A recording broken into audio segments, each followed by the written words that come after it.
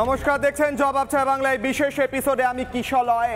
আজকে বলার মতো ভাষা নেই, প্রশ্ন করার মতো প্রশ্ন নেই, জিজ্ঞেস করার মতো বা বলার মতো কথা নেই মুখে, তার কারণ একের পর এক যে ভয়ঙ্কর তথ্য সামনে আসছে, একের পর এক যে ভয়ঙ্কর তথ্য ফাঁস হচ্ছে, তা বলতে গিয়ে আমাদের হৃদয়ে কাঁপছে, তা বলতে গিয়ে আমরা ভয় পাচ্ছি, কোথাও যেন জীব জড়িয়ে যাচ্ছে। আজকে জবাব চাই বাংলায় একের পর এক কাণ্ড, একের পর এক তথ্য ফাঁস করব এবং আপনাদের সামনে তুলে ধরব এখনো পর্যন্ত এই তদন্তে আরজি কর কাণ্ডে কি কি ভয়ঙ্কর উঠে এলো, কাদের কাদের নাম উঠে এলো, তারই সঙ্গে কথা বলবো চিকিৎসকদের সঙ্গে, কথা বলবো মেডিকেল স্টুডেন্টদের সঙ্গে এবং কথা বলবো সেই রাজনৈতিক ব্যক্তিত্বদের সঙ্গে যারা আজ উত্তর দিতে বাধ্য।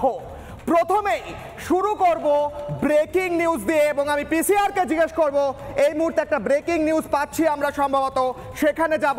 তারও আগে এই মুহূর্তে ব্রেকিং নিউজ এই মুহূর্তে বিগ ব্রেকিং। জবাব চাই বাংলায় চিকিৎসক অধ্যাপকদের বদলির নির্দেশ প্রত্যাহার করলো রাজ্য।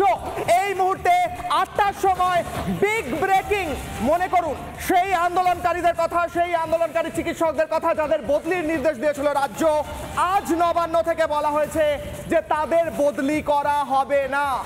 মমতা বন্দ্যোপাধ্যায় আপনাকে প্রশ্ন করছি এবং নবান্নের সমস্ত স্বাস্থ্য বিভাগের কর্তাদের প্রশ্ন করছি, কি চাপে পড়ে এমনটা হলো? আমরা প্রশ্ন করছি, বলছি না, রেগে যাবেন না প্লিজ, কিন্তু চাপে পড়েই কি আজকে আমরা প্রশ্ন করছি যে ব্রেকিং এই মুহূর্তে দেখালাম, এই প্লাজমার পর আরো বিভিন্ন ছবি দেখাবো, সেখানে প্রশ্ন করছি যে এই মুহূর্তে বিগ ব্রেকিং গোটা রাজ্যের জন্য চিকিৎসকদের বদলির নির্দেশ দেওয়া হয়েছিল, সেই নির্দেশ প্রত্যাহার করা হলো নবান্ন তরফ থেকে। বিগ ব্রেকিং এই মুহূর্তে ফিরছি। এইবার একটা ব্রেকিং দিলাম, এই মুহূর্তে বিগ ব্রেকিং সবার আগে গোটা বাংলায় এই মুহূর্তে দিলাম দর্শকদের জবাব চাই বাংলার। এবার দ্বিতীয় ব্রেকিং। জানেন কি সেই দিন রাত্রে কি হয়েছিল? আরো ভয়ঙ্কর, হাড় হিম করা, শরীরে কাঁটা দেওয়া তথ্য প্রকাশিত। এই মুহূর্তে ম্যাপের মাধ্যমে দেখাবো দর্শকদের। এই যে ম্যাপ দেখছেন, এটা Belgachia road, Belgachia rail overbridge, আর এই দেখছেন আরজি কর হাসপাতাল। এবার দেখুন লাল দিয়ে দর্শকদের জন্য দেখাচ্ছি আরজি করের ইমার্জেন্সি বিল্ডিং, যে বিল্ডিং এ এই ভয়ঙ্কর নৃশংস দানবিক অত্যাচার হয়, সেই বিল্ডিং। এই বিল্ডিং এর 3rd ফ্লোরে, 3য় ফ্লোরে এই ঘটনা ঘটে। কিন্তু সেদিন রাত্রে কি হয়েছিল জানেন? রাত তখন 11টা বাজে। সঞ্জয় এই হসপিটালের এই বিল্ডিংয়ে রাস্তার এই দিক থেকে এসে বিল্ডিংয়ে প্রবেশ করে, সিসিটিভিতে প্রকাশিত হয়েছে। তারপর কি হলো? 11টা থেকে 11:30 এই দানব সঞ্জয় এই বিল্ডিংয়ের ভিতর ছিল। তারপর সে বেরিয়ে যায়। সেখান থেকে বেরিয়ে সিবিআই কর্তাদের হাতে খবর এসেছে সে একটি এমন জায়গায় যায় যেখানে সে আকণ্ঠ মদ্যপান করে। সিবিআই অফিসাররা বলছেন যৌনপল্লীতে যায় এই সঞ্জয়। আকণ্ঠ মদ্যপান করে তার ভেতরে দানব যখন আরো জাগছে, তখন সে কয়েকজনকে ফোন লাগায়। 4টের সময় ভোর, যখন আমি আপনি ঘুমিয়ে রয়েছি, আজকে যারা আলোচনা করবেন তারা যখন ঘুমিয়ে রয়েছেন, এই সঞ্জয়, এই অভিযুক্ত সঞ্জয় এখান দিয়ে এসে এই প্রবেশ পথে আবার এই বিল্ডিংয়ে প্রবেশ করে। 4টে থেকে 4:45 সেমিনার রুমে রেস্ট নিচ্ছিলেন, ঘুমোচ্ছিলেন একজন মহিলা চিকিৎসক। সেই মহিলা চিকিৎসকের ওপর অকথ্য অত্যাচার চালানো হয়। এই সঞ্জয় কি একা করেছিল? এইগুলোও বলবো, কারা ছিল সমস্ত তথ্য দেব। কিন্তু এই ভয়ঙ্কর হাড় হিম করা তথ্য থেকে উঠে আসছে এই সঞ্জয় 4টে থেকে 4:45 ভেতর দানবিক ক্রিয়াকলাপ করে, সিবিআই সূত্র অনুসারে উঠে আসছে এই সমস্ত তথ্য। এবং আরো ব্রেকিং নিউজ, একের পর এক ব্রেকিং নিউজ, আর আলোচনায় ফিরবো এই মুহূর্তে। দেখে নেব সবার আগে প্রতিবেদন।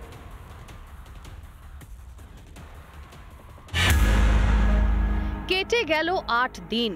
গত শুক্রবারই আরজি করের অভয়াকে ধর্ষণ করে খুনের ঘটনা সামনে আসে। হাসপাতালের অন্দরে চিকিৎসককে ধর্ষণ করে খুনের আঁচ রাজ্য ছাড়িয়ে দেশ, এমনকি বিদেশেও পৌঁছেছে। সারাটা জীবন আমরা পড়াশোনা করে এন্ট্রান্স করে we get that degree, we become a doctor to get this from the government.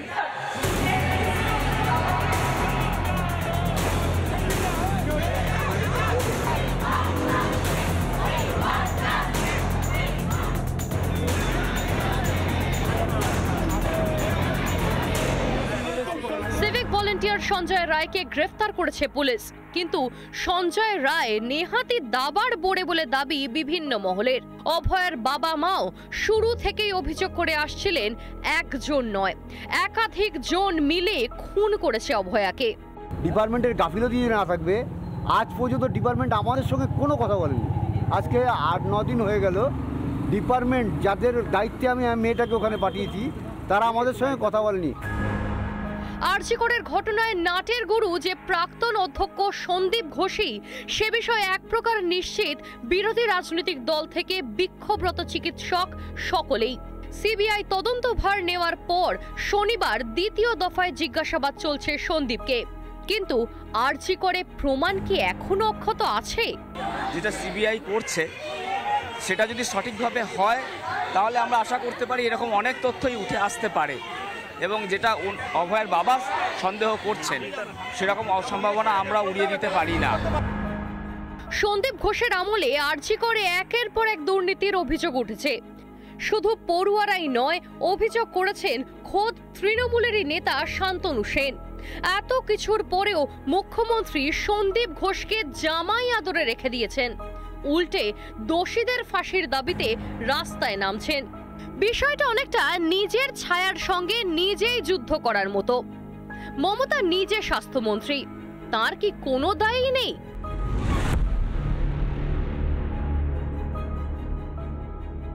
অভয়াকে বিচারের প্রথম পদক্ষেপ হিসেবে কি মমতা বন্দ্যোপাধ্যায়ের পদত্যাগ করা উচিত নয়?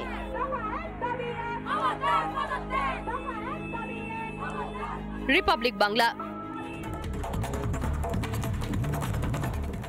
এই মুহূর্তে জবাব চায় বাংলার আলোচনায় আমার সঙ্গে যারা উপস্থিত রয়েছেন এই স্টুডিওতে একের পর এক ব্রেকিং নিউজে যাওয়ার আগে তাদের সঙ্গে পরিচয় করব। এই মুহূর্তে আমার সঙ্গে রয়েছেন, আমার বাদিকে ডক্টর অভ্র সেন রয়েছেন, বিজেপি মুখপাত্র, তার পাশে রয়েছেন একদম কোনায় রয়েছেন মণিশঙ্কর চ্যাটার্জি, তার পাশে রয়েছেন সৈকত গিরি, সিপিআই নেতা। মণিশঙ্কর চ্যাটার্জি আইনজীবী, তৃণমূলকে সমর্থন করেন। আমার ডান দিকে যারা রয়েছেন, প্রথমেই রয়েছেন যোগেশ মিশ্র, মেডিকেল স্টুডেন্ট, তিনি জুনিয়র ডক্টর মেডিকেল স্টুডেন্ট। রয়েছেন অর্ণব তালুকদার, চিকিৎসক। রয়েছেন ডক্টর অর্চিষ্মান ভট্টাচার্য, তিনিও চিকিৎসক। এবং আমার সঙ্গে আর খানিকক্ষণের মধ্যে যোগ দেবেন দেবাশিস ধর, প্রাক্তন পুলিশ কর্তা। এই আলোচনায় আসার আগে আবারও জবাব চাই বাংলায় বলেছিলাম একের পর এক ব্রেকিং, আরো একটা ব্রেকিং এই মুহূর্তে। আরজি কর কাণ্ডে বিস্ফোরক দাবি অভয়ার বাবার। অভয়ার বাবা বিস্ফোরক দাবি করছেন। কি বলছেন অভয়ার বাবা?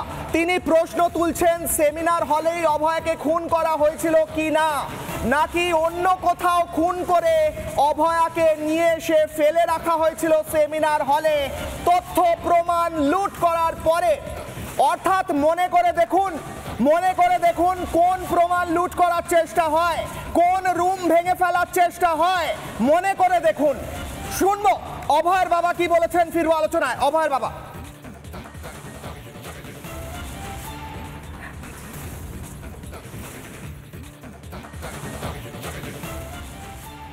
আমার মেয়েকে যে এখন তো মনে হচ্ছে ওখানে যে মার্ডার করেছে এর কোনো মানে একটু সন্দেহ প্রকাশ করছি আমরা। অন্য ঘরে হতে পারে, তার জন্যই হয়তো প্রমাণ লোপাটের চেষ্টা করা। প্রথমে অভ্রর কাছে। অভয়ের বাবা বলছেন হয়তো তাকে খুনই করা হয়নি, ওখানে হয়তো অন্য কোথাও খুন করা হয়েছে, হয়তো সেখানে এনে ফেলা হয়েছে এই কারণে যাতে তথ্য প্রমাণ লুট করা যায়। আমি কোথাও কানেকশন খুঁজে পাচ্ছি।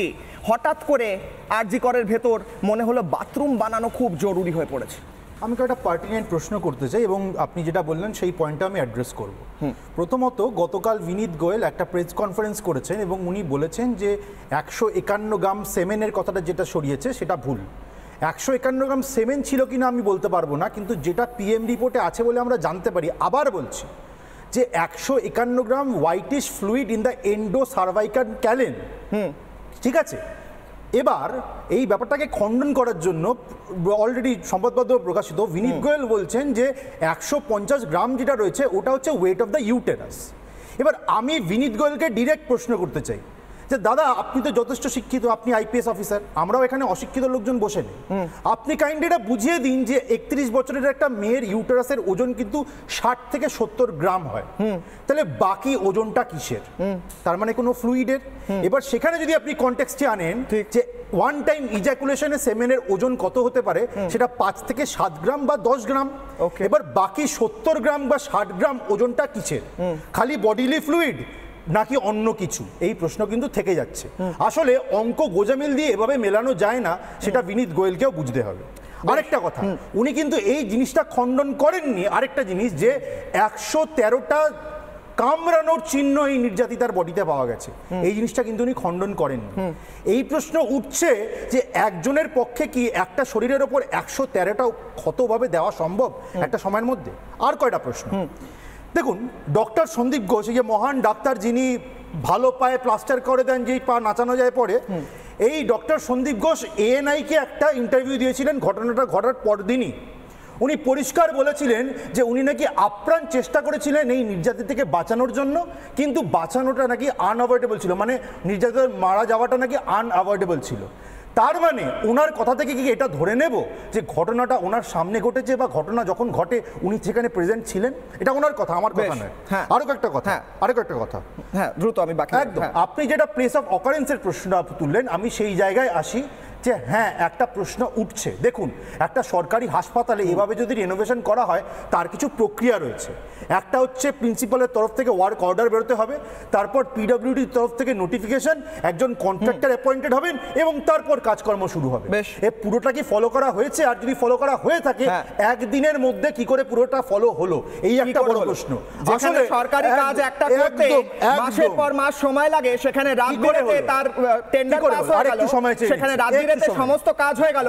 সেই নিয়ে প্রশ্ন আমরা করছি বিনীত বাবু এবং সমস্ত যারা রয়েছেন স্বাস্থ্য দপ্তরে। হ্যাঁ দ্রুত বাকি যেটা বলছি, তার মানে কি এটা হতে পারে যে যেই জায়গাটা ভাঙচুর করা হয়েছে ফরেনসিক এভিডেন্স ট্যাম্পার করার জন্য, ওই জায়গাটা ইচ্ছে করে তাড়াহুড়ো করে ভাঙচুর করা হলো? আরেকটা কথা কিন্তু মনে রাখতে হবে, সিএম যে ওই নির্যাতিতার ফাঁসি চেয়ে একটা র্যালি করেছেন, খুব ভালো কথা। উনি ওই র্যালি থেকে কিন্তু একটা কথা বলেছেন যে যারা ওই দিন আরজি করে ভাঙচুর করতে গেছিল তারা নাকি এভিডেন্স ট্যাম্পার করার জন্যই ওখানে ভাঙচুর করতে গেছিল। এটা আমাদের কথা তো বটেই, সিএম নিজে বলছেন। এবার তার সঙ্গে আমরা দেখছি কয়েকজন যারা অ্যারেস্ট হয়েছে তাদের মধ্যে কয়েকজন তৃণমূলের কাউন্সিলর, লোকাল কাউন্সিলরদের খুব ঘনিষ্ঠ। এই গেল একটা দিক। দ্বিতীয় দিক, আমরা এই ভাইরাল ফুটেজ দেখেছি যে কয়েকজন যারা হাসপাতালে ঢুকেছিল তারা বলছে এই চল সেমিনার রুমে চল, সেমিনার রুমে চল। তার মানে কি ইচ্ছে করে তৃণমূল কংগ্রেস ওখানে গুন্ডা পাঠিয়েছিল যাতে সেমিনার রুমটাও ট্যাম্পার করা যায়, ধ্বংস করে দেওয়া যায়। এখানে কারণ উনি ডেডলাইন সেট করে দিয়েছিলেন যাতে ট্যাম্পার করা যায়। এর বাইরে আর কিছু না। সন্দীপ বাবু, মহান প্রিন্সিপাল সন্দীপ বাবু, তার পরোক্ষ প্রত্যক্ষ সব রকম হাত রয়েছে বলে মনে করা হচ্ছে, আমরা মনে করছি। তার কারণ এবং বিনীত গোয়েলকে উত্তর দিতে হবে। গোজামিলে অঙ্ক বেরানো যাবে না। বেশ, এক মিনিট অব্র, আমি শোনাবো। সন্দীপ বাবুর প্রতিবেশীদের সঙ্গে আমরা কথা বলেছিলাম, এই মহান সন্দীপ বাবুর বিষয়ে প্রতিবেশীরা কি বলেছেন শুনবো, ফিরবো আলোচনায়। প্রতিবেশী মানুষ হিসেবে ভীষণই স্বার্থপর মানুষ ছিল। পাড়ার প্রতিবেশী কারোর সঙ্গে ওনার কোনো সম্পর্ক রেখে চলতেন না, এক নম্বর। দু নম্বর হচ্ছে ওনার এক স্ত্রী ছিল, সেই স্ত্রীর উপর উনি খুব অত্যাচার করতো, মারধর করতো, শারীরিক অত্যাচার। এবং সদ্য বাচ্চার বয়স যেদিন 14 দিন, তখন তার সেই ভদ্রমহিলার পেটে লাথি মেরে উনি অত্যাচার করতে ছাড়েনি। আমাদের এর আগে ছিল না, ছিল যে উনি বাজে, কিন্তু এতখানি বাজে সেটা আমরা কখনো অনুমান করতে পারিনি। আমরাও জানি উনি ভালো লোক ছিলেন না, এবং ওনার স্ত্রী যিনি ছিলেন তার স্ত্রীকেও মারধর করে উনি তাড়িয়ে দিয়েছেন, এরকম অবস্থা। একদমই ভালো লোক না। আমরা চাই এর শাস্তি হোক, এবং এর সঙ্গে আরও যারা যারা জড়িত আছে প্রত্যেকে সেইভাবে শাস্তি দেওয়া হবে। আমরা সেইভাবে শাস্তিটা চাই। এর সমস্ত কিছুর যে বড় মাথা আছে আর যারা, সেই সব মাথাগুলোকে ধরা, এবং শুধু এই একটা র্যাকেট নয়, এদের সঙ্গে এদের অনেক রকম র্যাকেটের সাথে এরা জড়িত আছে, নোংরা র্যাকেটের সাথে। তার মতন বাজে লোক নয়, ওর পানিশমেন্ট হওয়া উচিত। আর যদি এই পানিশমেন্ট না হয়, কিছু বলার নাই, ওনার জঘন্যতম পানিশমেন্ট হওয়া উচিত।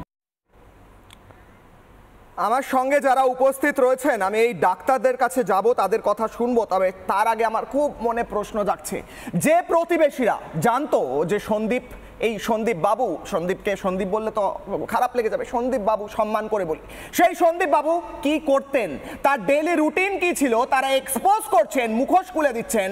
তাকে একদিকে 1 ঘন্টার মধ্যে পদত্যাগ করার পর তাকে রিওয়ার্ড দেওয়া হলো রাজ্য সরকারের তরফে, আরও উন্নত একটা পজিশন দেওয়া হলো, এবং তারই সঙ্গে সঙ্গে দ্বিতীয়ত এই আজকে চাপে পড়ে পিছিয়ে যাওয়া 43 জন চিকিৎসককে প্রথমে বদলি করার নির্দেশ যারা আন্দোলন করেছিলেন, তারপর পিছিয়ে যাওয়া। মণিশঙ্কর বাবু, আপনার মনে হচ্ছে না রাজ্য সরকার একদম ব্যাকফুটে, এবার আর বেরিয়ে আসার কোনো পথ পাওয়া যাচ্ছে না? মণিশঙ্কর বাবু, দেখুন, ব্যাকফুট ফ্রন্ট ফুট এইটা কোনো ব্যাপার নয়। ব্যাপারটা হচ্ছে সত্যি সত্যি যে নির্যাতিতা যিনি ধর্ষণ হয়েছেন, মারা গেছেন, তার জাস্টিসের জন্য আমরা সবাই আছি। এখন এই জায়গাটাতে এই যে প্রথমটা আপনি যখন শুরু করলেন তখন দেখলেন সঞ্জয় কোথার থেকে এসেছিল, কোথায় মেয়েটি ছিল, সঞ্জয় কিভাবে ঢুকলো, আপনি একটা বর্ণনা দিলেন এবং ব্রেকিং নিউজ করে। তারপরে এখন দেখা যাচ্ছে মেয়েটির বাবা বলছে যে ওখানে মার্ডার করে হয়তো নিয়ে এসেছিল, ঘটনাটা ওখানে নাও ঘটতে পারে। এখন কথাটা হচ্ছে কি জানেন তো, এইটা না আমরা সবাই কিন্তু এটা খুব কনফিউজডের মধ্যে আছি। কতজন ছিল, সত্যি সত্যি মার্ডার করে ধর্ষণ হয়েছিল কিনা, সেমিনার রুমেই ঘটনাটা ঘটেছিল কিনা। এবার আপনাকে বুঝতে হবে আপনি আমি এইটার ব্যাপারে না সিবিআই যতটা দক্ষ অতটা দক্ষ কিন্তু আমরা নয়। একদমই যেভাবে আপনারা কাটাছেড়া করছেন বলতেছেন আমাকে মণিশঙ্কর বাবু, এতে তো কোনো সন্দেহ নেই ধর্ষণ এবং মার্ডার হয়েছে, আপনার কি সন্দেহ আছে? ধর্ষণ মার্ডার হয়েছে সেটা নিয়ে সন্দেহ নেই, কিন্তু আপনি যেভাবে তৈরি করে না, এটা সিবিআই এর কথা, আমি কিছু তৈরি করিনি স্যার। সিবিআই আপনাকে বলেছে, ও স্যার সিবিআই সূত্রে বলতে দিন, যে কোন সংবাদ মাধ্যম দেখেন একদম কথা ঘুরিয়ে লাভ নেই মণিশঙ্কর বাবু। বার্তাটা মণিশঙ্কর বাবু, গোটা সংবাদ মাধ্যমে সিবিআই সূত্রে এই খবর আপনি অত শুনেননি, আপনি শুনেননি মণিশঙ্কর বাবু, আপনি খবর দেখেন। আপনার মতো করে আমি নাও বলতে পারি, আপনি শুনতে চান নাও শুনতে পারি। বলুন। আমাদের সবারই যেটা দাবি যত দ্রুত যে এই নির্যাতিতার ফাঁসি হোক, কঠোরতম শাস্তি হোক, কিন্তু নির্যাতিতার ফাঁসি মনে এটাই আছে, মনে এটাই আছে না, মনে এটাই আছে। মুখ্যমন্ত্রী বলেছিলেন, মনিরাও বললেন, ভাই মানুষ এটা চায় না দোষীরা শাস্তি পাক। আচ্ছা ওকে, হাততালি দিতে ওকে, স্লিপ অফ টাং হয়েছে, তার জন্য ফাঁসি হোক। কিন্তু নির্যাতনটা যেটা হয়েছে যারা করছে তাদের ফাঁসি হোক, কিন্তু এইটা নিয়ে আপনাকে জানতে হবে এই যে ডাক্তারবাবুরা এদেরও দুটো দল আছে, এরা পার্টি করে, পলিটিক্স সরাসরি যুক্ত। বুঝলাম, পলিটিক্স না, পলিটিক্স না, কি পলিটিক্স হচ্ছে শুনুন, এখানে ভোট হয়, আপনি জানেন ডাক্তারদের ভোট হয়, এই যে হবে না ভাই অব্রত তুমি সবকিছু জানো না পৃথিবী? না না আমি তো জানি না, তো আপনি তো জানেন, আপনি তো জানেন, আপনি নির্যাতিতার ফাঁসি চাইছেন, আপনি জানেন, আপনি বলুন। আমি চাইনি, আপনি চাইছেন। বাইন্ডিংস আছে, একটা মেয়ের নাম করা উচিত নয়, এটা অপরাধ। হ্যাঁ, বিনীত গোয়েল যেদিন প্রথম প্রেস কনফারেন্সটা করেছিলেন নিজে নাম করেছিলেন, তাহলে উনি অ্যারেস্ট হবেন না কেন? বলুন বলুন।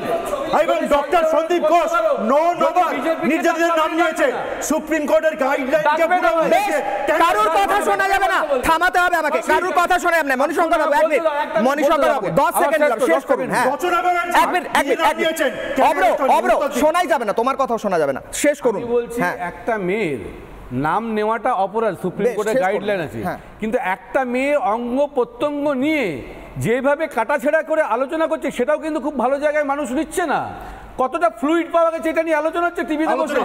আপনি বলছি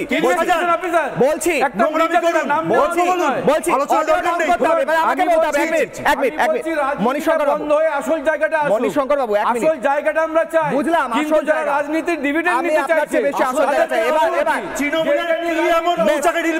এক মিনিট বাকিদের কথা বলতে দিতে হবে। হ্যাঁ কেন ডিসকাস বলার জন্য তো ডেকেছি।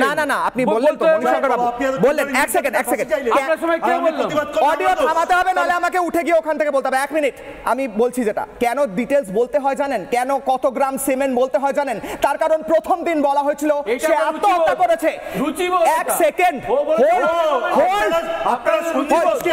আমি উঠে দাঁড়াবো, আমি উঠে দাঁড়াবো 1 মিনিট, আমি উঠে দাঁড়াচ্ছি 1 মিনিট, উঠে দাঁড়াচ্ছি এই মুহূর্তে। আমি প্রশ্ন করছি, প্রথম দিন যখন বলা হয়েছিল আত্মহত্যা করা হয়েছে, তারপর আমার শুনুন 1 মিনিট, তারপর সেই কথা এক্সপোজ করার জন্য যে আসলে কি হয়েছিল বলতে হয়েছে যে 150 গ্রাম সিমেন্ট পাওয়া গেছে তার জেনিটালস। না বুঝলেন, আমি বলছি 150 গ্রাম এই মুহূর্তে ব্রেকিং 150 গ্রাম হোয়াইটিশ ফ্লুইড, এই মুহূর্তে ব্রেকিং নেব। আরজিকর কাণ্ডে অভয়াকে ধর্ষণ করে খুন, তদন্তে সিবিআই নজরে আরো 30 জন। অভয়ার বাবা বলছেন যে 30 জন আরো জড়িত থাকতে পারেন এই ধর্ষণে। সিবিআই কে অভিযোগ, অভয়ার বাবা মায়ের চিন্তা করুন, 30 জনের কথা বলা হচ্ছে, ধর্ষণ খুন কাণ্ডে বলা হচ্ছে। ঝামেলার কথায় নয়, ঝামেলা পরবর্তীকালে ভাঙচুর সেই কথায় নয়, আবারও ক্লিয়ার করছি, ধর্ষণ খুন কাণ্ডে আরো 30 জনের কথা বলা হচ্ছে। এই 30 জন জড়িত ছিল সরাসরিভাবে, সেখানে বলা হচ্ছে। ভয়ঙ্কর গা শিউরে ওঠার মতো তথ্য তার বাবা মা বলছে, এবং তার বাবা মাকে এটা বলতে হচ্ছে মণিশঙ্কর বাবু এবং বাকিদের আমি বলছি এই ডেসক্রিপশন দিতে হচ্ছে, কারণ এটাই বাস্তব সত্য। ফিরবো আলোচনায়, আমি যাব যারা ডাক্তার রয়েছেন আমাদের কাছে, তারপর আমি সৈকতের কাছে আসবো। আমি প্রথমেই যোগেশের কাছে যাবো। যোগেশ, যে ডিটেলস উঠে আসছে, ডিটেলস অত্যন্ত গ্রটেস্ক গ্রটেস্ক অর্থাৎ হচ্ছে যেটা শুনলেও গা চিড়বিড় করে ওঠে, কিন্তু এটা তো বলতে হবে। যদি না বলি তাহলে বলা হবে সে সুইসাইড করেছিল, এটা একটা আনফরচুনেট ঘটনা ঘটে গেছে বলে তার দেহটা একবার পোস্টমর্টম করে জ্বালিয়ে দেওয়া হবে, তাই জন্য আমাদের বলতে হচ্ছে। একদম একদম কিশোর, এটা এখানে একজন মাননীয় প্যানেলিস্ট বলেছেন যে এই যে মুভমেন্টটা হচ্ছে সেটা নাকি পলিটিক্যাল, ডাক্তারদের মধ্যেও গ্রুপ আছে, সেটা নিয়ে আজকে এনার বলেছেন ইনি বলেছেন না পলিটিক্স নেই এখানে একদমই। এটা নিয়ে আমি একদম ক্লিয়ার করতে চাইছি, আমি এখানে এসেছি West Bengal junior doctors joint forum থেকে, ওনাদেরকে আমি রিপ্রেজেন্ট করছি। এখানে প্রথমেই আমি এটা বলে দিতে চাইছি যে আমাদের মুভমেন্টে কোনো পলিটিক্যাল কালার নয়, আর এইটা শুধু ডক্টরসদের মুভমেন্ট নয়, এটা বুঝতে হবে জনসাধারণকে, এটা বুঝতে হবে যে এটা we are fighting against a social problem, এটা ডাক্তারের প্রবলেম নয়। কারো রেপ আর মার্ডার ডক্টরের প্রবলেম হতে পারে না, এটা একটা সামাজিক প্রবলেম। তাই আমরা চাইছি এখানে জনসাধারণের আমরা সাপোর্ট চাইছি।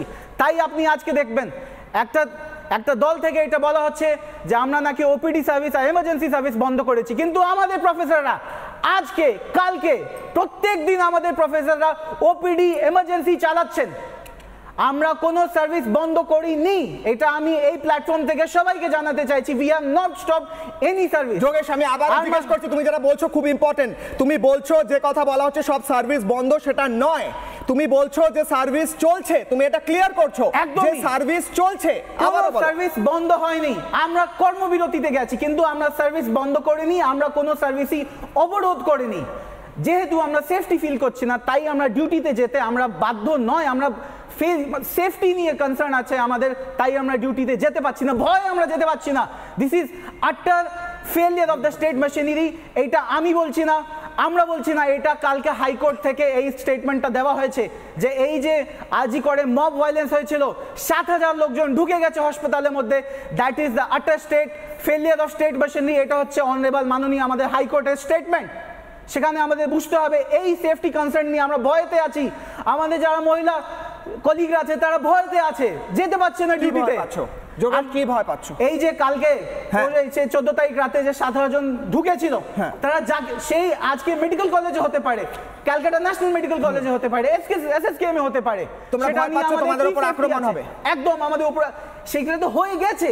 কারা করছে আক্রমণ? যারা আক্রমণ করছে নিশ্চয় তারা কিছু একটা মোটিভেশন নিয়ে এসেছিল, আর এটা আমাদের সরকার থেকে তরফ থেকে এটা বলা হয়েছে যে যারা ঢুকেছিল তাদের প্রথম গোলটা ছিল এভিডেন্স ট্যাম্পারিং।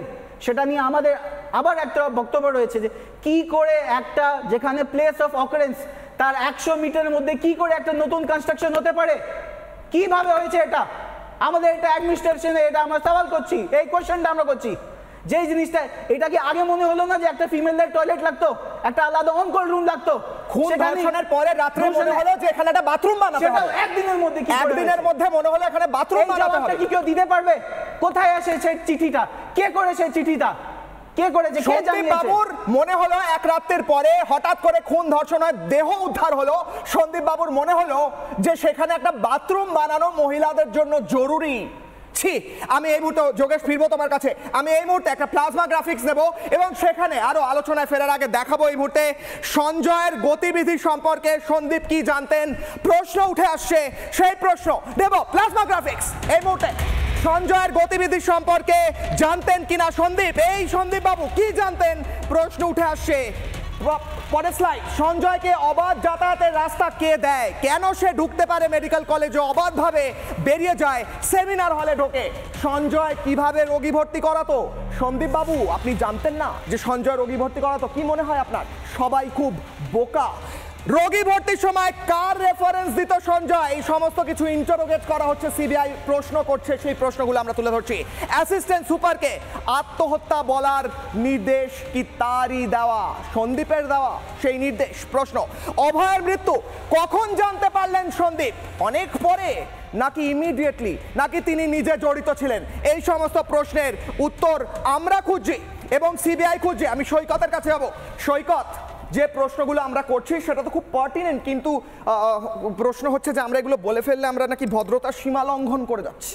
না না, সব দোষ মিডিয়ার। এই রাজ্যে মিডিয়া, যারা নাগরিক সমাজ, যারা বিরোধিতায় রাস্তায় নেমেছে, তারাই এই ধর্ষণ কাণ্ডে ধর্ষককারীদের আড়াল করতে চাইছে। আর রাজ্যের প্রশাসন, মাননীয় মুখ্যমন্ত্রী, তারা নাকি ধর্ষকদের শাস্তি চান। কিভাবে শাস্তি চান? তৃণমূলের টপ মোস্ট 14 তলার নবান্নে যিনি বসে আছেন, তিনি ধর্মতলার মঞ্চে দাঁড়িয়ে বলছেন নির্যাতিতার ফাঁসি চাই, ফাঁসি চাই।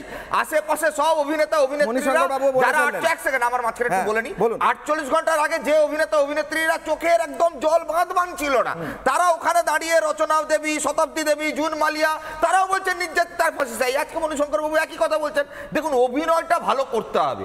অভিনয় ভালো করতে না পারলে তৃণমূলে টেকা যাবে না। আপনি যদি সাদাকে সাদা, কালোকে কালো বলে দেন, তাহলে আপনার পথ চলে যাবে। শান্তনু সেন, আমি বলছি দুটো গুরুত্বপূর্ণ বিষয়। আমরা কি একবারও বলেছি মমতা ব্যানার্জি জড়িত? আমরা কি একবারও বলেছি অভিষেক বন্দ্যোপাধ্যায় রেপ করেছে? না, একবারও বলিনি। আমরা বলছি মুখ্যমন্ত্রী, স্বাস্থ্যমন্ত্রী, পুলিশ মন্ত্রী, তিনি প্রথম দিন তার পোষা ভাই ভাইপোদের মতন সন্দীপকে বাঁচানোর জন্য পুরস্কৃত কেন করলেন? রাজ্য পুলিশ কেন প্রিন্সিপালকে হেফাজতে নিয়ে জেরা করেনি, যেটা সিবিআই করছে? আমরা প্রশ্ন করছি কেন আত্মহত্যা বলে চালানোর চেষ্টা? কেন লাশকে, ভাবো, অভয়ার বাবা মা বলছে পুলিশের পায়ে পড়ে গেছি শুধু একটিবার মেয়ের মুখ দেখবার জন্য। সেই সুযোগটুকু পুলিশ কেন দেয়নি? নাকি এই সেই তো পুলিশ অফিসার, এই সেই পুলিশ অফিসার যে কান্দুনিতে 11 বার পিপি বদল করিয়ে ধর্ষকদের ফাঁসি থেকে আজীবন কারাদণ্ড মানে লঘু করবার পরিকল্পনা করেছিল। আমরা বলছি দেখুন, আজকে তো মানুষের সামনে উত্তর দিতে হবে। এমার্জেন্সি রুম ভাঙচুর হয়েছে, 1 সেকেন্ড, এমার্জেন্সি রুম ভাঙচুর হয়েছে 14 তারিখ রাত্রে যা যা ঘটনা ঘটেছে। আজকে 11 জন এসএফআই ডিওয়াইফআই নেতাকে ডেকে পাঠানো হয়েছে। আজ অব্দি যে পুলিশ ভাঙচুরকারীদের পুরোটা শনাক্তকরণ করতে পারে না, আপনারা সংবাদ মাধ্যম বিরোধীরা ধরিয়ে দেয়, সেই পুলিশ কিনা 11 জন যারা মঞ্চে বসেছিল তাদেরকে ডাকছে। আমি বলছি, আমি আশঙ্কা প্রকাশ করছি, এই যে এমার্জেন্সি ওষুধ ভাঙচুরের জন্য মমতা বন্দ্যোপাধ্যায় কত 1 কোটি না 10 কোটি কত কোটি টাকা বলে দিলেন না ওই মঞ্চে দাঁড়িয়ে, আমি বলছি ওটা নিয়ে তদন্ত হওয়া উচিত। এমার্জেন্সির কালো বাজারি ওষুধ, সরকারি ফান্ডের ওষুধ, যে ওষুধ বাইরে নাকি ওষুধ দোকানগুলোতে বিক্রি হতো চড়া দামে, সেই হিসাবে এখানে যুক্ত হবে না তো? নাকি এমার্জেন্সির সমস্ত তথ্য প্রমাণ লোপাট 2022 2023 তোমরা আলোচনা করেছো যে স্বাস্থ্য দপ্তরের দুর্নীতি নিয়ে তদন্ত করবে ইডি সিবিআই, এর পাশাপাশি ইডি সিবিআই এর তদন্তকে যাতে আটকানো যায় ভয় পেয়েছে কি? তার জন্য কি ভাঙচুর? গুরুত্বপূর্ণ, এতগুলো ডাক্তারবাবুকে কেন সরিয়েছিলেন? আজকে তুমি ব্রেকিং দেখালে যে তারপর সিদ্ধান্ত প্রত্যাহার করা হয়েছে। পাল্টাতে হবে, সরকারকে পাল্টাতে হবে। সরকার যদি মনে করে ধর্ষকদের, চোর চিটিংবাজদের, ধাপ্পাবাজদের শেল্টার দেবে, রেপিস্টদের শেল্টার দেবে, তাহলে একটাই আওয়াজ গোটা রাজ্য জুড়ে গুনছে, দফা 1 দাবি 1। মুখ্যমন্ত্রী, স্বাস্থ্যমন্ত্রী, পুলিশ মন্ত্রী যারা এই ধর্ষকদের আড়াল করছে তাদের পদত্যাগ। বেশ, সৈকত, এখান থেকে একটা ব্রেকিং নেব, তারপর দেবাশিস বাবুর কাছে যাবো। দেবাশিস বাবু রেডি রয়েছেন। এই মুহূর্তে বিগ ব্রেকিং, আরজিকর কাণ্ডের তদন্তে সিবিআই। আজকে পুলিশের ব্যারাকে গেল সিবিআই, পুলিশের সশস্ত্র আরক্ষা বাহিনীর কোয়ার্টারে সিবিআই। এই পুলিশ ব্যারাকেও অবাধ যাতায়াত ছিল সঞ্জয়ের, যে সঞ্জয় হচ্ছে একজন সিভিক ভলেন্টিয়ার। সে পুলিশ ব্যারাকে গিয়ে পড়ে থাকতো, শুয়ে থাকতো, সেখানেই থাকতো। এই প্রবেশ করা আদৌ বৈধ ছিল কিনা সেই নিয়ে প্রশ্ন উঠছে, এবং সেখানে গিয়ে সিবিআই প্রশ্ন করছে। সিবিআই প্রত্যেক জায়গায় গিয়ে প্রশ্ন করছে, এবং সশস্ত্র আরক্ষা বাহিনীর কোয়ার্টারেও সিবিআই। আমি যাব, আমার সঙ্গে এই মুহূর্তে রয়েছেন দেবাশিস ধর, প্রাক্তন পুলিশ কর্তা। দেবাশিস বাবু, অনেকগুলো প্রশ্ন উঠে আসছে। 1 নম্বর, সঞ্জয়ের সব জায়গায় অবাধ এন্ট্রি, হসপিটালের ভেতর অবাধ এন্ট্রি, পুলিশ ব্যারাকে অবাধ এন্ট্রি। আমার প্রশ্ন হচ্ছে, একজন সিভিক ভলেন্টিয়ার কি পুলিশ ব্যারাকে গিয়ে অবাধ এন্ট্রি পেতে পারে, নাকি আমরা কোথাও ভুল করছি? আমাদের মনে হয়েছে যে হয়তো পেতে পারে না। দ্বিতীয়ত, সেই সিভিক ভলেন্টিয়ারই আবার হসপিটালে গিয়ে অবাধ এন্ট্রি পায় কিংবা রোগী ভর্তি করায়, কোথাও অসামঞ্জস্য লাগছে। আমি একটা কথাই বলতে চাই যে যেহেতু রাজ্যে বহুদিন ধরে যে আমাদের কনস্টেবল বা অন্যান্য পদের রিক্রুটমেন্ট যেটা হওয়া দরকার, সেটা যেহেতু যথার্থ পরিমাণে হয়নি এবং মানে প্রচুর ভ্যাকেন্সি আছে, পুলিশের ব্যাকবোনটা যেটা থাকার দরকার ছিল সেটা বেশ পরিমাণে এখানে বিপর্যস্ত হয়েছে। এবং এখন সত্যি কথা বলতে চালায় পুলিশের বিভিন্ন জায়গায়, থানা থেকে আরম্ভ করে একজন ডিসির অফিস থেকে আরম্ভ করে পুলিশ অফিস থেকে একজন পুলিশ সুপারের অফিস থেকে আরম্ভ করে পুরোটাই কিন্তু এই ব্যাকবোনটা তৈরি হয়েছে এখন সিভিক ভলেন্টিয়ারদের দিয়ে। ফলে এদের অবাধ যাতায়াত শুধু আপনারা থানায় বললে হবে না, বিভিন্ন অফিসে গিয়ে এরা বিভিন্ন কেস ডায়েরি পর্যন্ত লেখার কাজ করে বা বিভিন্ন রিপোর্ট কালেকশন করে বা অন্যান্য যে জায়গায় যায় সেই সিক্রেটসি যেখানে যেখানে মেনটেন করা দরকার সেটা কিন্তু হয় না। শুধু এদের ব্যবহার করার দরকার ছিল যে আমাদের যে যেটা ট্রাফিক বা অন্যান্য জায়গায় যেটা মানে বা ল অ্যান্ড অর্ডারে মানে কনস্টেবল বাদ দিয়ে যাদের আর্মস বা যাদের অন্যান্য অ্যামুনিশন নিতে পারে সেটা বাদ দিয়ে যেখানে যেখানে করা উচিত ছিল না সেখানে সেখানে এই ব্যবহার করা হচ্ছে, ফলে ডিপার্টমেন্টাল সিক্রেসি সমস্ত নষ্ট হয়েছে। এবং দীর্ঘদিন ধরে যেহেতু তারা বিভিন্ন পুলিশের মানে অঙ্গাঙ্গিভাবে অঙ্গ প্রত্যঙ্গ এদের সাথে জুড়ে গেছে, ফলে এরা কিন্তু আমাদের পুলিশ সিস্টেমের মধ্যে ইনক্লুডেড হওয়ার ফলে আজকের যে আপনি দৈন্য দশাটা দেখতে পাচ্ছেন, সিভিক ভলান্টিয়াররাই এখন পুলিশ অফিসার হয়ে গিয়েছে। হ্যাঁ, হয়ে গেছে। এবং সত্যি এরা কিন্তু পুলিশ এখন পুরো প্রশাসনের একটা পার্ট, এরা কিন্তু প্রশাসনটাকে চালায়। এটা দিয়ে আজকে এটা স্বীকার করতে কোনো বাধা নেই। এই জায়গা হওয়ার জন্যই কিন্তু আজকের এই দৈন্য দশা ফুটে উঠেছে। মানে এদের অবাধ যাতায়াত গতিবিধি, এরা আমাদের ডিপার্টমেন্টের সমস্ত সিক্রেসি জেনে ফেলেছে, জানে, এবং এদের ছাড়া হয়তো আজকে পুলিশ ডিপার্টমেন্ট চলতেও পারবে না। তার আজকে নেগেটিভ ফলটা আমরা এটা দেখতে পেলাম। এটাও ঘটনা যে তারা যে শুধু এই সব সমস্ত জায়গায় যুক্ত আছে তা নয়, বিভিন্ন যে অসামাজিকমূলক কাজকর্মের সাথে এরা জড়িত হয়ে পড়ছে। এবং সমাজের এই যে আজকের যে জঘন্য ঘটনা ঘটেছে এটা কিন্তু তারই ফলশ্রুতি। এবং যদি ঠিকভাবে তদন্ত করা যায় দেখা যাবে এরা আরও বিভিন্ন যে নেক্সাস আছে বা বিভিন্ন অন্যান্য নেটওয়ার্কগুলো আছে সেগুলোকে টেনে সমাজের গিয়ে আমাদের যে পুলিশের কাজকর্ম সেখানের সাথে জড়িয়ে পড়ছে। এক্স্যাক্টলি। আর আরেকটা প্রশ্ন ছোট্ট করে একটু দেবাশিস বাবু, যেদিকে সিবিআই তদন্ত এগোচ্ছে, যেদিকে মনে হচ্ছে এগোচ্ছে, আপনার কি মনে হয় যে এই 30 জনের নাম আরো উঠে এসেছে এটাকে আরো বেশি করে, আমি আবার বলছি সেই কথা, হয়তো আমাকে বলা হবে এইসব শব্দ কেন ব্যবহার করছি, বাট গণধর্ষণের দিকে ইঙ্গিত করছে বারবার, কারণ 30 জনের নাম বারবার উঠে আসছে, বারবার বলা হচ্ছে 30 জন জড়িত। দেখুন, শুধু 30 জন জড়িত বললে এটা হবে না, এটা সিস্টেমের একটা অঙ্গ। এই 30 জন এসছে এই সিস্টেম থেকেই কিন্তু। আর 2 নম্বর কথা, সেদিন যে ঘটনাটি ঘটেছে এখন অবধি সিন অফ ক্রাইম কি ছিল সেটা ডিটেকশন করা ইজ ভেরি ইম্পর্টেন্ট। এখানে এটা এখনো ফিক্স আপ হয়েছে বলে আমার মনে হচ্ছে না। এবং এই 30 জন কেন, সেই পুরো ঘটনার সাথে যে আমরা যে তথ্যগুলো আজ পর্যন্ত পেয়েছি, এক্স্যাক্ট মোটিভ অফ ক্রাইম, এটা ডিটারমাইন করা খুব জরুরি, তাহলেই এই ঘটনা আনাট করা যাবে। কিন্তু একটাই খুব দুঃখ থেকে যায় যে এই ঘটনা হওয়ার পরে যে যে স্টেপগুলো এটা এই তদন্ত সাধারণত সায়েন্টিফিক ইনভেস্টিগেশন, এখানে খুব বেশি বাধা প্রাপ্ত হওয়ার কথা না। এখানে অপরাধীদের চিহ্নিত করা খুব টাফ নয় যদি আমরা সঠিকভাবে তদন্ত করতে পারি। আমরা চাইবো যে সিবিআই এই জিনিসটাকে করবে। এখানে আমার মনে হয় ফরেনসিক যে আমাদের সায়েন্সকে কাজে লাগানো দরকার, এটা করলেই আমরা সঠিক জায়গায় যেতে পারবো। বেশ, একেবারে দেবাশিস বাবু সঙ্গে থাকুন, আমি এখন বাকি দুজনের কাছে যাব। তার আগে বাইট দুটো বক্তব্য শোনাতে আমার খুব ইচ্ছে করছে। আসলে মুখ্যমন্ত্রী যে কথা বলছেন বিভিন্ন জায়গায়, তিনি আসলে সবটা জানতে পারছেন না, এমনটাই বলছেন শোভনদেব চট্টোপাধ্যায় এবং শান্তনু সেন, যে বেচারা মুখ্যমন্ত্রী তিনি পুরোটা বুঝতে পারছেন না, জানতে পারছেন না, তাকে কেউ বলছে না, আর আপনারা সবাই তাকে দোষ দিচ্ছেন। কি বলছেন এই দুজন, শুনবো, ফিরবো আলোচনায়, শুনুন। আর আমার মনে হচ্ছে, বুঝতে পারছি না ঠিক, আবার আমার মনে হচ্ছে মমতা বন্দ্যোপাধ্যায়কে মিসলিড করার চেষ্টা করছে কেউ। আমি জানি না, আমি না জেনে কথাটা বলছি। আমি খবর নেওয়ার পর ঠিক কথাটা বলবো। এটা আমার বক্তব্য নয়, এটা আমি না জেনেই বলছি। কাদের সরানো হয়েছে, আমার লেভেলের একটা লোকে একটা না জেনে কথা বলা উচিত নয়। আমার মনে হয় মুখ্যমন্ত্রীকে কেউ যেন মিসগাইড না করে। আমি আবার অনুরোধ করব মাননীয় মুখ্যমন্ত্রী তথা স্বাস্থ্যমন্ত্রী, দয়া করে সঠিক তথ্যটা গ্রহণ করুন। আপনাকে এখনও বলছি, সঠিক তথ্য সবাই সঠিক তথ্য হয়তো আপনাকে দিচ্ছে না, বা কেউ বা কারা নিজের কায়েমি স্বার্থ চরিতার্থ করার জন্য আপনাকে অন্ধকারে রাখছে। এবং এই মুহূর্তে বাকি দুজন চিকিৎসকের কাছে যাওয়ার আগে আমার কাছে আরো একটা ব্রেকিং নিউজ এসছে।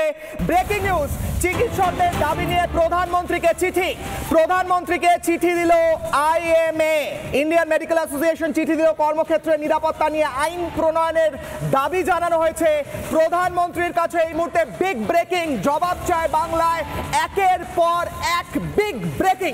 কর্মক্ষেত্রে নিরাপত্তা নিয়ে আইন প্রণয়নের দাবি জানানো হয়েছে, কর্মক্ষেত্রে সিসি ক্যামেরা বাড়ানোর দাবি জানানো হয়েছে। চিকিৎসকদের দাবি নিয়ে প্রধানমন্ত্রীকে চিঠি দিল আইএমএ। বিগ ব্রেকিং, প্রধানমন্ত্রী নরেন্দ্র মোদীকে চিঠি। এই মুহূর্তে যাব আমি সোজা অর্ণব তালুকদারের কাছে। অর্ণব, চিকিৎসক, এবং তুমি সেই দিন ছিলে যখন আন্দোলন হচ্ছিল, ভাঙচুর হচ্ছিল, প্রধানমন্ত্রীর কাছে চিঠি গেছে, তোমরা বারবার নিরাপত্তা চাইছো, কিন্তু কয়েকজনকে নাকি আইডেন্টিফাই করে ফেলেছে কলকাতা পুলিশ, তোমাদের মধ্যে কারা ছিলে এবং কারা ভাঙচুর চালিয়েছো।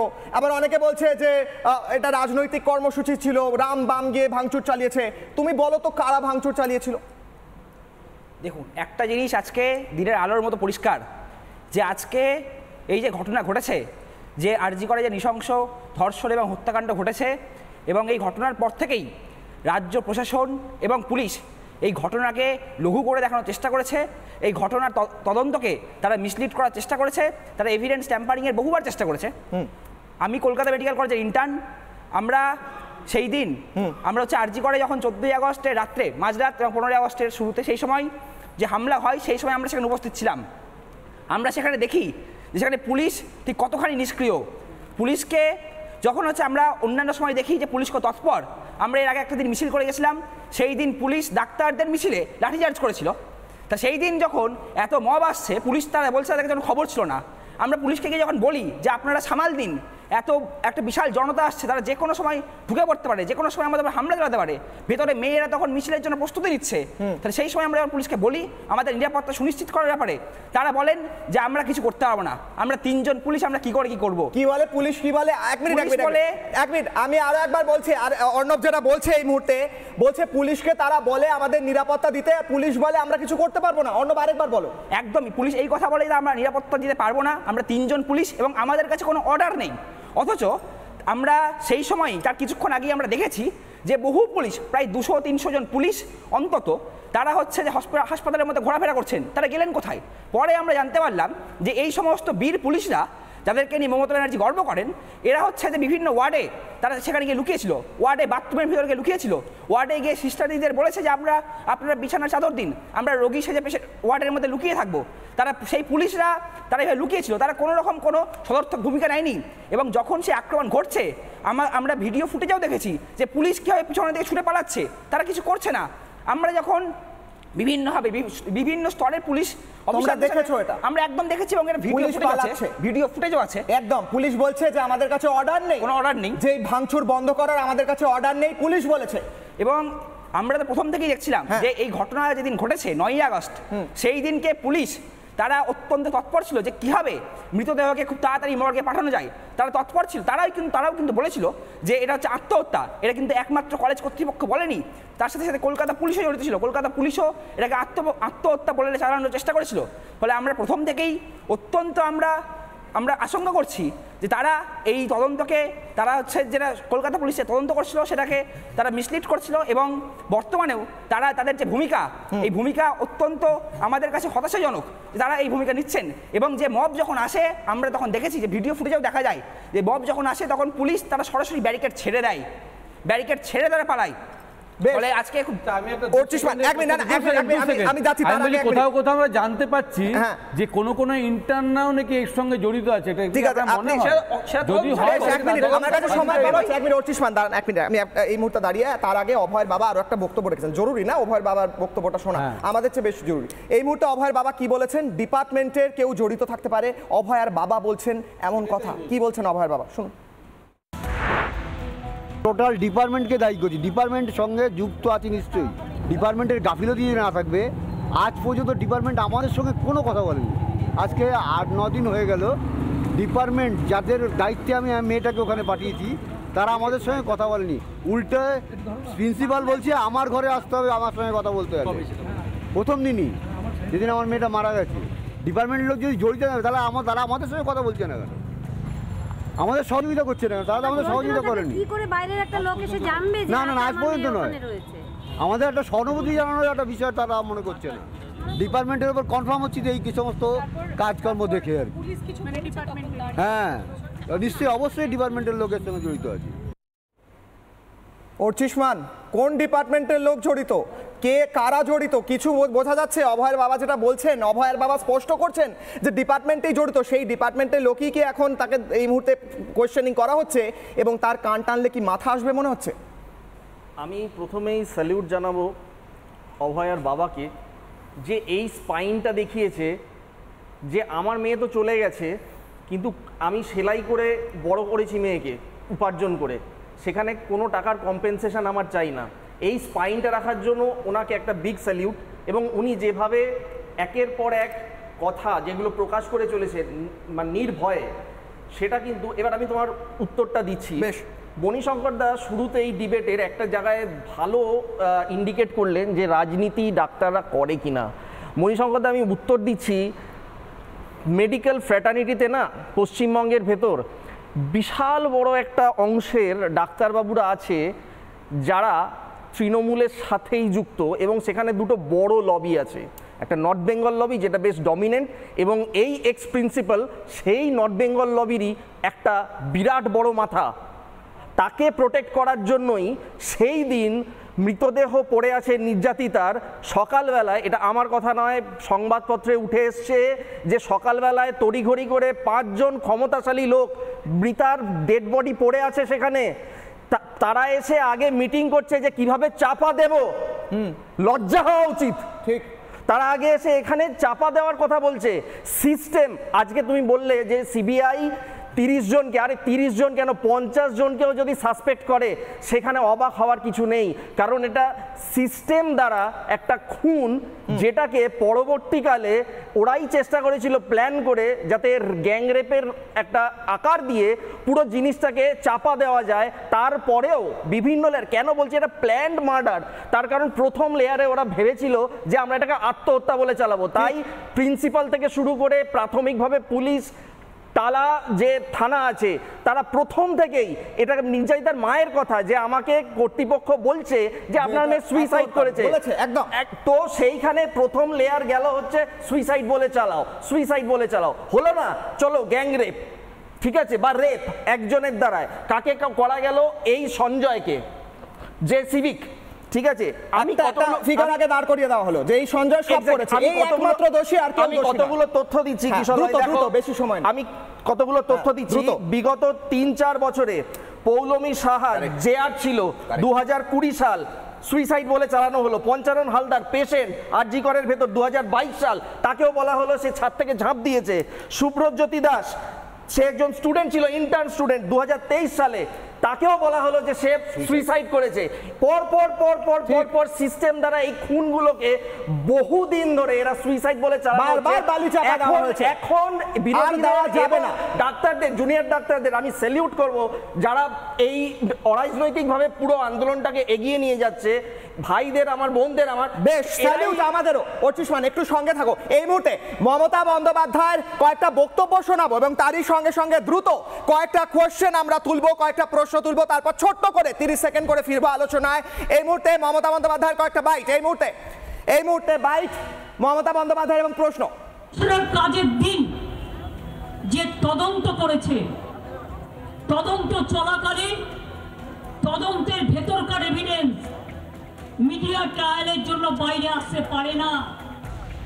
যা যা করার দরকার ক্রিমিনালদের ধরবার জন্য, সিসিটিভি ফুটেজ থেকে শুরু করে প্রাসঙ্গিক আশেপাশের যত এভিডেন্স, সারা রাত ওরা ঘুমায়নি, কারণ রাত 2টো পর্যন্ত আমি ওদের সাথে মমতা বন্দ্যোপাধ্যায় রাত্রে পর্যন্ত তাদের সাথে কথা বলছিলেন, এভিডেন্স নাকি বাইরে আনা যাবে না।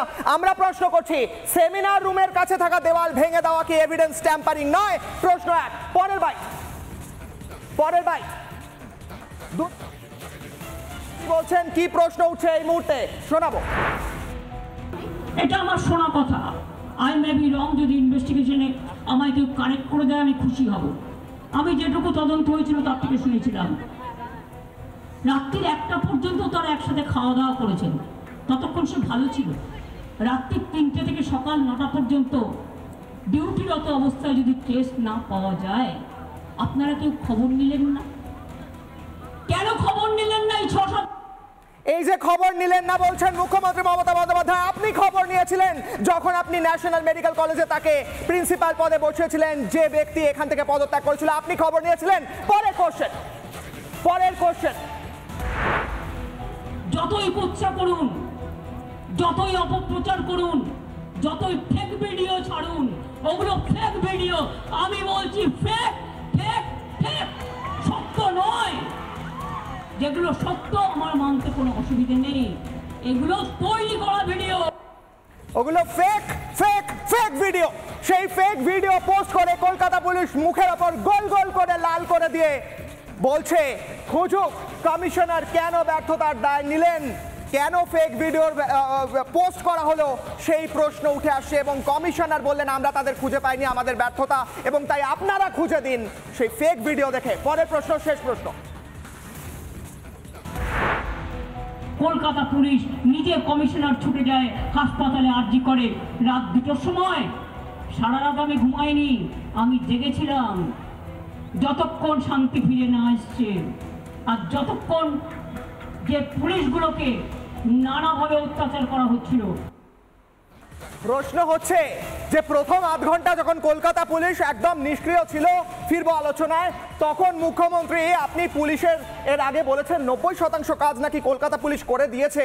প্রথম আধ ঘন্টায় কি তারা সেই 90% কাজ করছিল বলে সিন অফ অকারেন্সে আসতে পারেনি? আমি 30 সেকেন্ড করে প্রত্যেকে দেবো, প্রত্যেকে 30 সেকেন্ড করে দেওয়ার চেষ্টা করবো। প্রথমে যোগেশের কাছে যাবো, 30 সেকেন্ডে যোগেশ বলো যে প্রশ্নগুলো উঠে আসে সেই নিয়ে তোমার বক্তব্য, শেষ বক্তব্য দ্রুত। সেই প্লেস অফ অকারেন্স নিয়ে আমার এটাই বলা রয়েছে যে প্লেস অফ অকারেন্স থেকে 100 মিটারের মধ্যে যেইগুলো জায়গা রয়েছে সেটাকে প্রথম থেকেই সিকিউর করার কথা ছিল পুলিশের।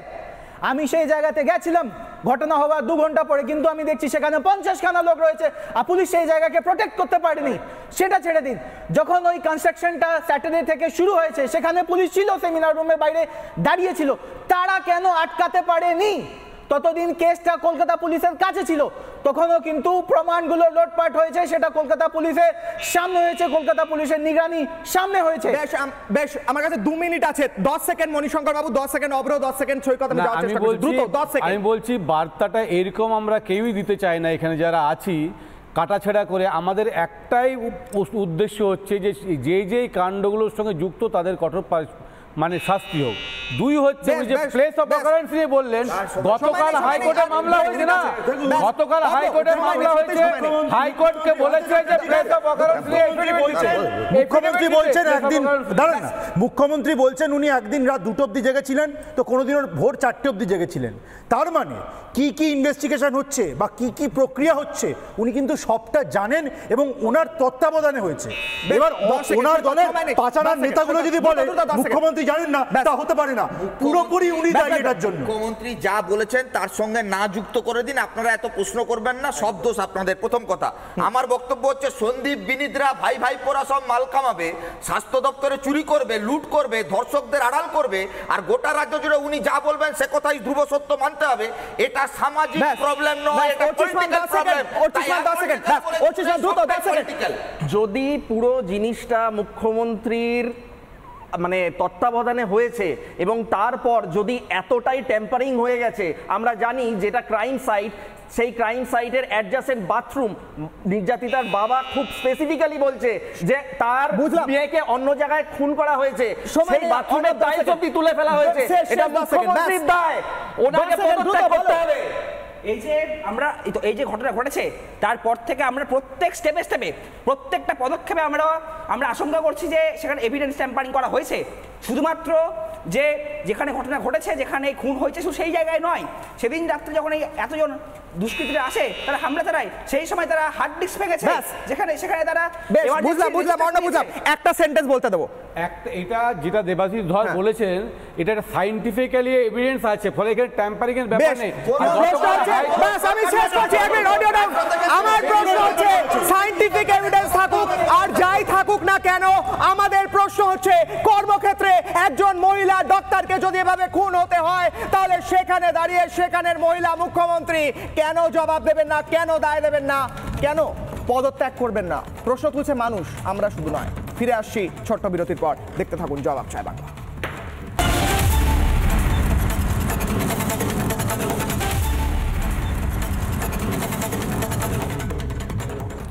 বাংলায় আমরা দেখেছি 14 তারিখ রাত্রে সেই রাত দখল কর্মসূচি, গোটা বাংলার মায়েরা রাস্তায় নেমেছিলেন। এবার বাংলাদেশে বিশেষ কভারেজ আজকে একটু পরেই, বাংলাদেশের রাত দখল মায়েদের। কি হয়েছে বাংলাদেশে, কি ছবি উঠে এলো বাংলার প্রাইম টাইমে, দেখুন একটা ছোট্ট বিরতির পর। ফিরে আসছি।